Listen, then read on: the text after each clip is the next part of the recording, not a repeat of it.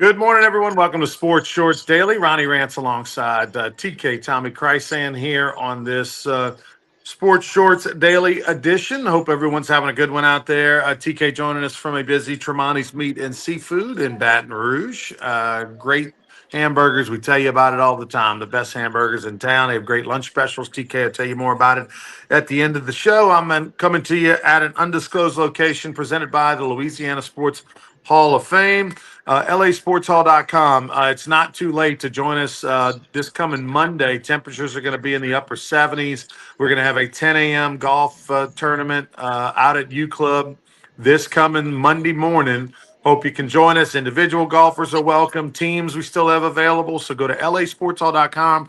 It's going to be an awesome event. We're going to have past Hall of Famers there, the likes of Kevin Falk and Eddie Kinnison and Dee Dee Bro, Gary Barbaro, and many others. We're also going to have the 2026 Hall of Famers joining us there, like Warren Morris, and we're going to have Todd McClure and others joining us for the golf tournament. We're also going to have some celebs like Antoine Duplantis and Will Harris as well. We'll all be out there. So come join us. It'll be a lot of fun. Great golf course at the University Club with food and drink. You'll get some great swag. Each golfer's going to get a quarter zip pullover with the Hall of Fame logo on it, a sleeve of logoed golf balls as well. So come check us out. Go to lasportshall.com and help support the Louisiana Sports Hall of Fame. All right, TK. Some news around, of course, the world of sports. Locally, it's almost like a soap opera. What is a soap opera? The whole what went down when and who's to blame. But we know there's a lawsuit right now officially on the books between Brian Kelly against LSU. He wants his $54 million. LSU has bumbled this thing and fumbled this thing, and there's a lot of finger pointing on who's to blame. But it looks like officially at the moment, LSU is standing behind the fact that anybody who makes over $250,000, the Board of Supervisors and the athletic department has to sign off and officially be the ones to fire that individual. Scott Woodward fired that individual without the Board of Supervisors' support or a vote on the books for it. And therefore, basically, LSU saying Scott Woodward acted roguely in this situation, fired him without the proper procedures in place. And so, therefore, he's not fired right now. He's, as far as they're concerned, he's been reassigned. And he's still getting paid, and they want to negotiate a buyout, or I guess they're going to maybe try to get him for cause. What we do know is that Scott Woodward offered $25 million, and he also then later in the day offered $30 million as a one-time settlement, 25 now, 30 over two payments. That was rejected. We know at some point his attorneys, his people countered with, I think, 43 million as a 43 or 44, something like that, as a settlement number, basically giving LSU a $10 million, $11 million discount.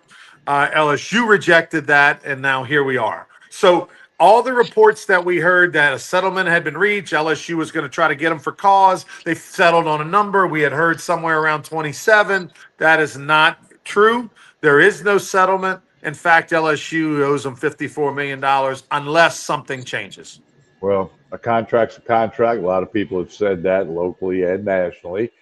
But I mean, this thing, the optics are bad. Will LSU survive it? Yes, they will. But it's become a little bit laughable when the national pundits start chiming in big time on this. That's attention you don't really want. The whole thing. And then the new president, Roos, says he didn't know Virg Osbury was suspended 3 or 4 years ago, 5 years ago, whatever that was.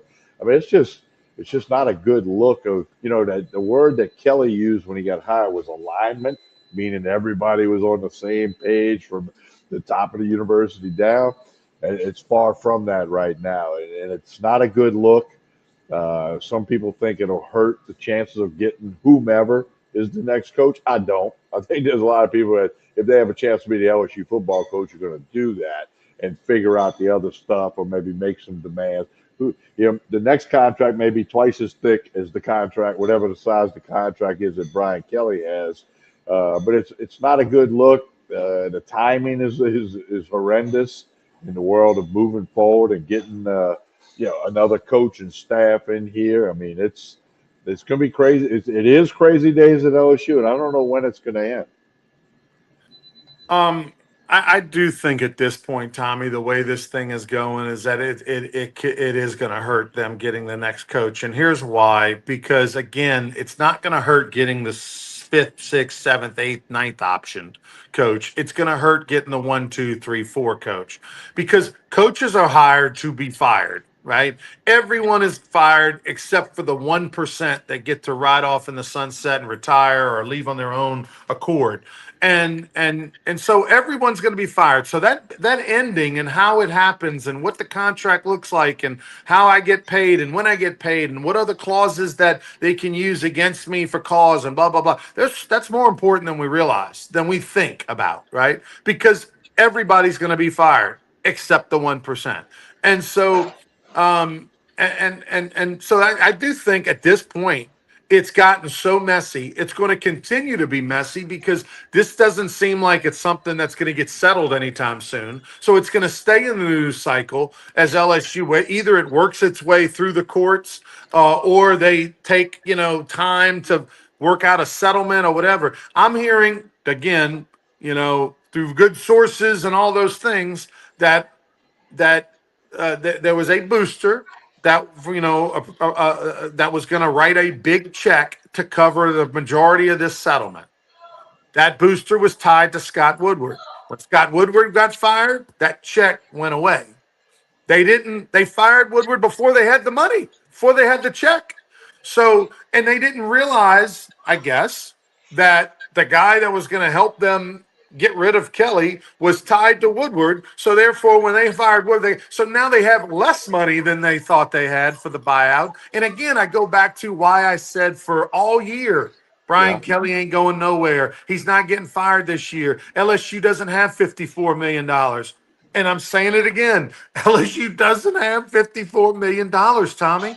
Like, this is going to be crippling financially to the Tiger Athletic Foundation and to that athletic department, who's self-sufficient. None of these funds will come from the state. The governor won't be standing there at the Capitol having to write a check for the next coach. LSU will strangle themselves financially internally within the athletic department, Tiger Athletic Foundation, to raise the money to buy them out, whatever the number is.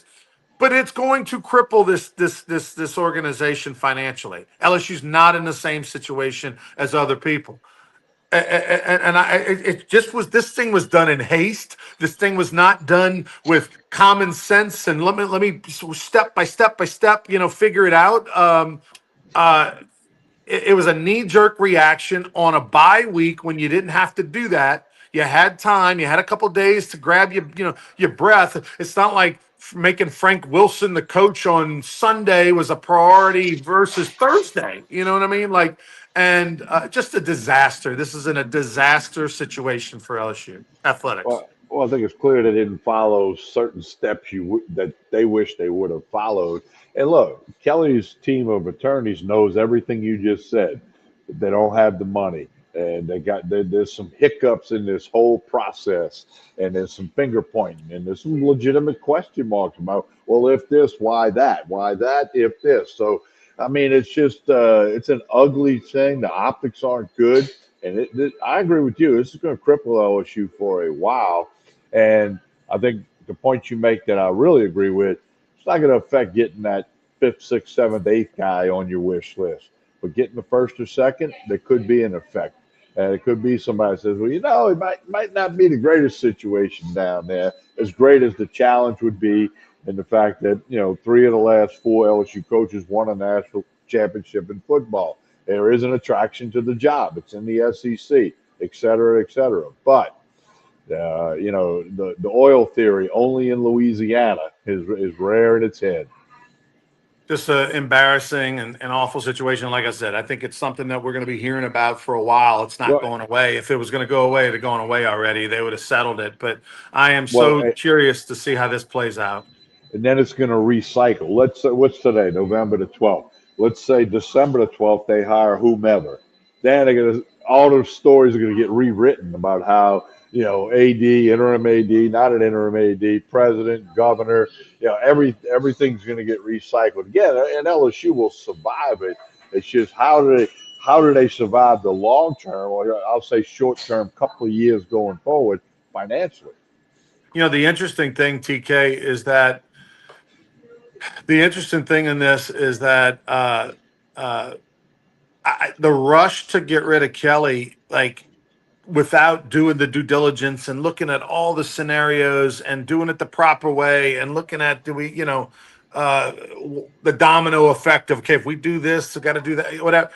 It You're not hiring a coach in November. Yeah, you might be having conversations with some agents or whatever, but in LSU's case, if LSU would have fired its coach December 1, you'd still have a chance to get whoever you want, right? I mean, again, the people we're talking about are not, no one's leaving their team in the middle of the season to come take the LSU job. So they're all going to officially do whatever after the season's over with. So, LSU had a bye week going into Alabama on the road. It wasn't even like, oh, it was a home game. We're worried about the crowd. You had 3 weeks, to worry about the crowd. I just, the haste in which this was done, the I's not being dotted, the T's not being crossed. The when the governor said what he said, nobody going to him and going, hey, governor, hey, listen. The guy who's writing the $25 million check is really good friends with Woodward. He's the one that got him. So, if we want, like, nobody said those things, did those things. It's just wow. It blows my mind. This was handled so poorly.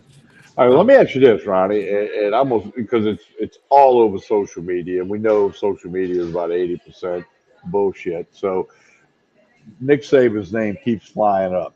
it's so bizarre to me. Now, I'll say this right now, right here. I do not think Nick Saban will be the next LSU coach. Could I be wrong? Certainly, I could be wrong, but I don't think that's happening. Even though there's an online thing that said he's the odds-on favorite or whatever, I just don't see. If somebody told me he was on his way to Lubbock to do game day at Texas Tech, that he was in Baton Rouge Friday night. I mean, that's like the old thing, like, oh, we saw him at the airport before all that stuff could be tracked right now. I don't. Somebody who I think is kind of connected told me Saban was in Baton Rouge Friday night on his way to Lubbock. I don't know whether to believe it or not. And look. I mean, when you're going from Tuscaloosa to Baton Rouge, you can easily stop off, and maybe even Saban, out of respect to LSU and out of due diligence, and maybe and even if his agent says, "Hey, man, take the meeting. It's going to help us get more money from ESPN." I mean, like there's a lot of reasons you take a meeting. You Yeah. you hear LSU. Look, I'm gonna let you do your due diligence. Da, da, da, da, tell me all the things. Yeah, give me the number. Okay, great, thanks. But I mean, the guy is 74 years old, Tommy. Even if you get Saban, this is a Arnsparger 3-year fix. I mean, do we really think he's going to coach it to 80? So even if you get him to say yes, this is Bill Arnsparger all over again. 3 years, and that 3 years, you're hoping he's either developing the next coach or whatever. I guess. It's so bizarre. It's so bizarre. I don't want to be disrespectful and say I wouldn't take Nick Saban at 74 years old, because that's not true. I love the storyline of it. I want to see what would happen. I love, it would, LSU would get all the attention in the world for a year. While the first year he's there as coach, and all the things, and Alabama would be so mad. I'd love all the storylines to it, but at the same time, I mean, didn't we just all see that video of his birthday Yes. where this old man, 74 years old, got his noonie blanket over his legs, watching football, and all of a sudden they come in with the little, Costco cake, and everybody kind of, his family singing happy birthday to Paw, and Terry's saying, get your feet down and sit up, and yes, ma'am, like, really, that guy is now going to leave that sofa and every day go to work and grind and 24/7, and it's all about football. And No, come on. No. Again, I'll say I do not think he will be the next LSU football coach. I'll leave it at that. If I got to eat crow in a month, I'll eat crow. Look, I mean, that was, so they've got some casinos, some online, casinos that have him as the 2-1 favorite to be the next coach at LSU. I think maybe nationally there might be some people buying into that. Like, oh, there's the story of him saying how he regretted leaving LSU to go to the Dolphins, and maybe it's a time. I don't Well, understand at this point in his life when he's got all the money in the world. He's now been enjoying. I mean, when he came to the Louisiana Sports Hall of Fame last summer, his people around him, his two former like assistant athletic director type people who traveled with him, were with him for the day when he was in Natchitoches for the induction, were like, man, we love this guy. We love the retired Nick Saban. He's so nice. He's so easy to be around when he was such an SOB for all those years before because of the intensity it takes, that he needed to work at to be the greatest. And well, to leave that is just, I just can't imagine it. well, let's connect some dots. They don't have 54 million to give Kelly. How are they going to also Right. have 20 million, even if 15 million to pay Saban, 10 million to pay Saban's staff, another 20 million for the NIL collective thing? I mean,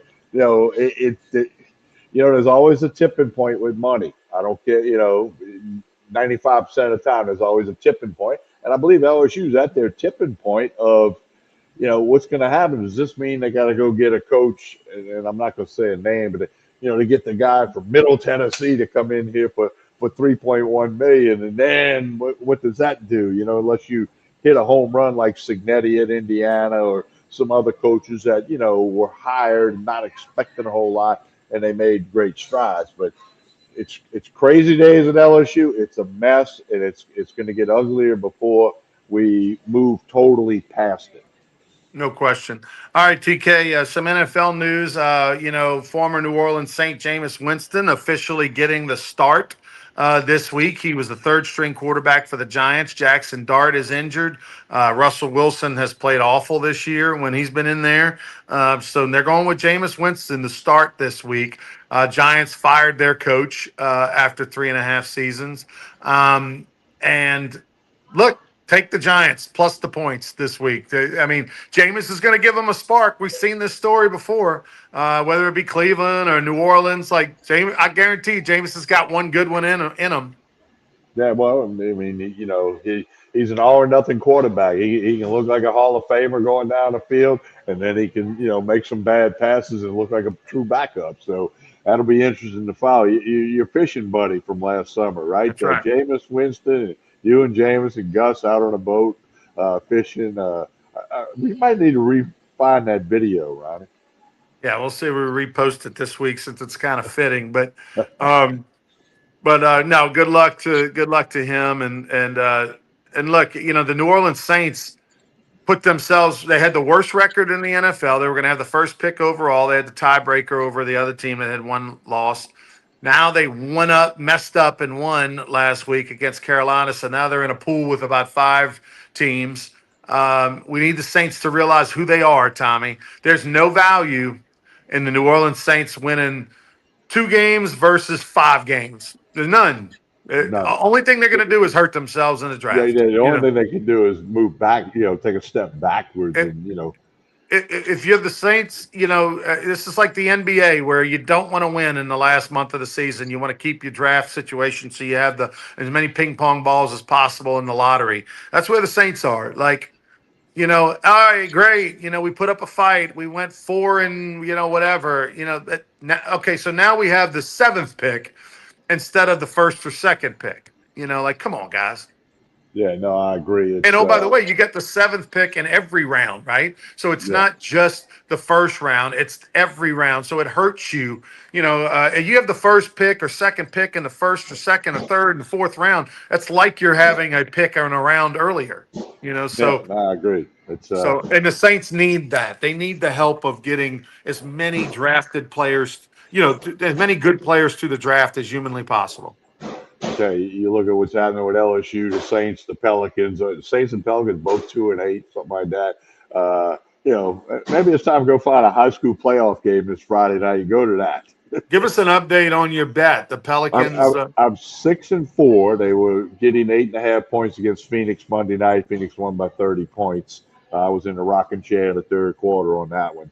So, but I have bet tonight Portland minus 8.5 in New Orleans. In New Orleans minus 8.5.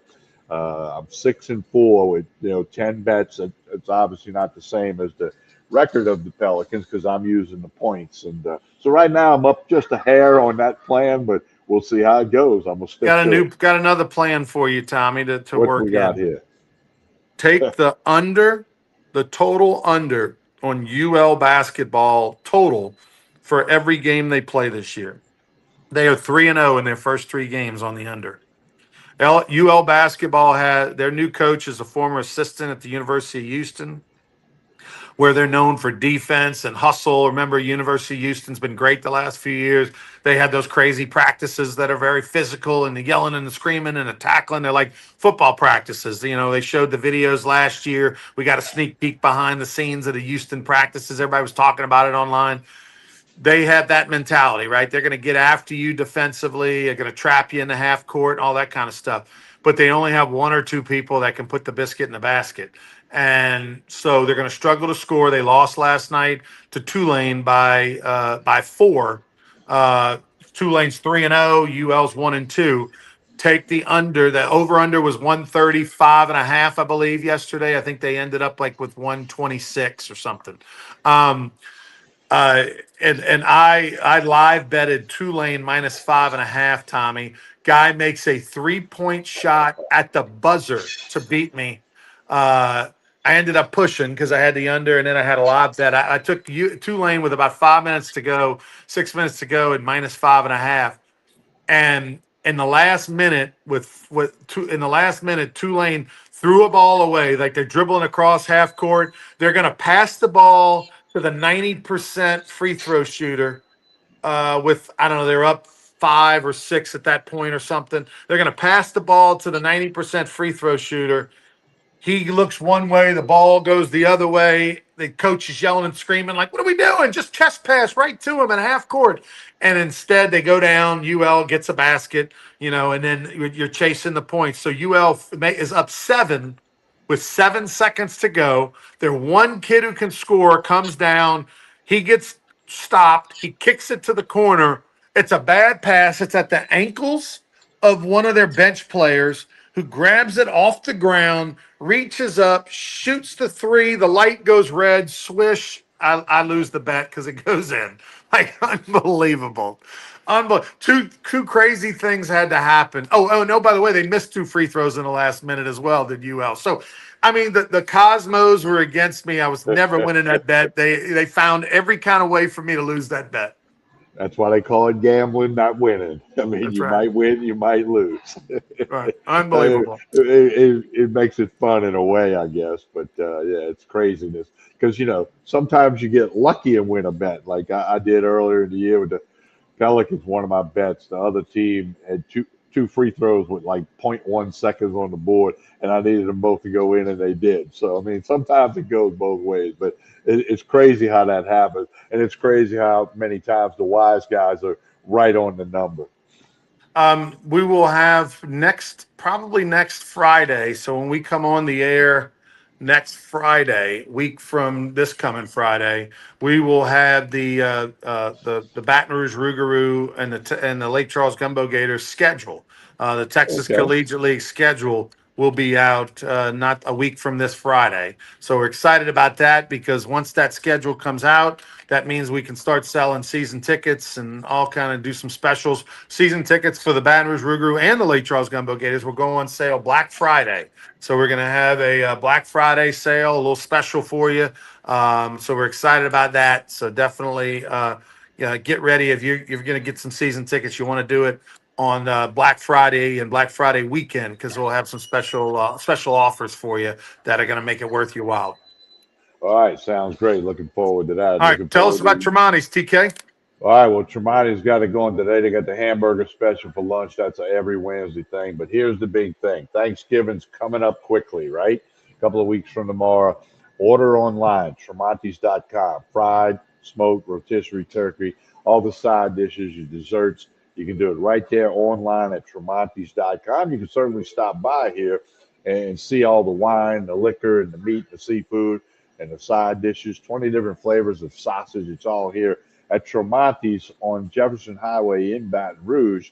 Again, if you're going to tailgate this week for the Arkansas game, they get everything you need. Small party, big party, Tremontes Meat and Seafood. We'll be back Friday morning with another episode of Sports Yours Daily. Like and share this show. We appreciate it. Talk to you again